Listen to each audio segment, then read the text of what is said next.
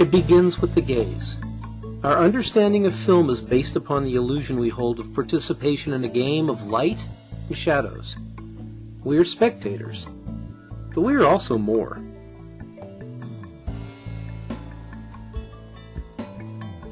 In this class, we will begin this game through the study of various films from Asia. Japan has a rich culture of film. Its cinema ranges from historic dramas, the jidaigeki, to contemporary stories of action and adventure. It's only natural that we begin with the classic Japanese tale. This can't be right. Westerns are the most American of movies, and we're supposed to be talking about Japan. So why the cowboy? Here's why.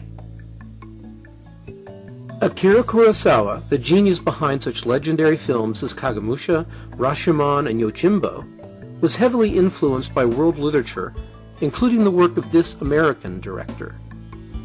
John Ford, who turned the Western into classic works of cinematic art.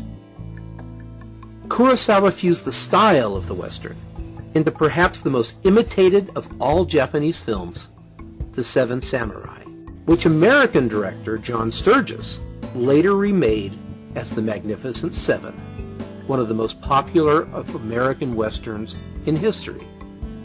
Few American film fans knew or even cared about the origins of the seven heroic gunfighters who protected the weak. So let's return to Japan and Kurosawa's film. After watching it, you'll be amazed at just how well the story fits both the cultures of America as well as Japan. Cinema truly is a transnational art. Japanese film has several distinct genres apart from the jidaigeki. Japan's horror films and anime inspire viewers throughout the world.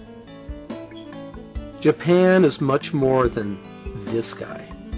So let's continue with Tampopo, a comedic and sensual look at Japan's cultural fascination with food.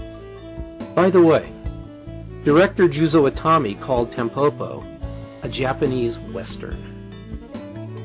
We'll finish our brief look at Japan with Spirited Away, a delightful example of the best of anime. Leaving Japan, we'll travel to Thailand with the massive epic, The Legend of Suryatai.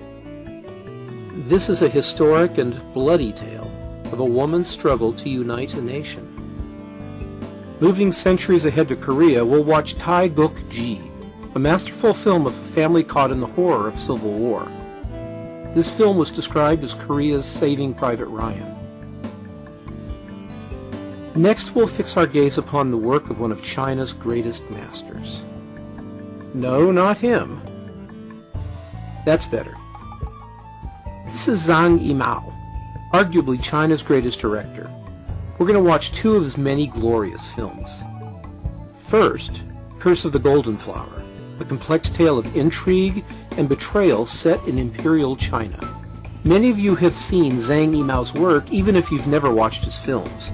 He directed the spectacular opening and closing ceremonies at the Beijing Olympics. His next film is much more intimate. Riding Alone for Thousands of Miles is the story of a father's last attempt to reconnect with his dying son. Our next module takes us high into the Himalaya to the remote kingdom of Bhutan. This isolated land of mystery is the source of two special films. Phorpa, or The Cup, is a touching story of young Tibetan boys living in exile in an Indian monastery, trying to reconcile their religious studies with their worldly love of World Cup soccer. Phorpa is a remarkable treasure coming out of this time machine of a country that has only one real movie theater. And it is due to the vision of this man, Khyentse Norbu, who is not only a brilliant filmmaker, but also is one of the most respected and important lamas in Tibetan Buddhism. Norbu's next film is a magical vision of both contemporary and historic Bhutan. We walk the path of a young man who wants more from life than it is given him. His journey takes him along a mountain road in a dazzling array of visions, some of the most beautifully photographed images in the world. Travelers and Magicians is vibrant in its color, filled with jealousy, infidelity, and lust. It is a breathtaking illustration of Norbu's Buddhist theme of life being illusory. We move on to Iran. Our current perceptions of this country are those of danger, of mullahs and terror and social repression. Yet we overlook that it is an ancient land of natural beauty and rich culture, including a popular cinema. Iranian films are rich with vivid color and imagery, beautiful examples of the cinematographer's craft.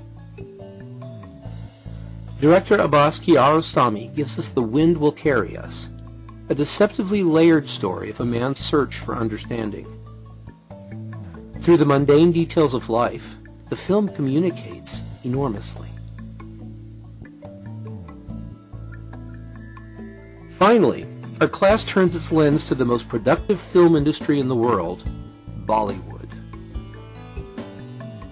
Lagan is a delightful example of the Bollywood style.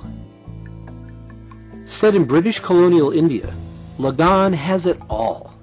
A love triangle, elaborately choreographed dance numbers,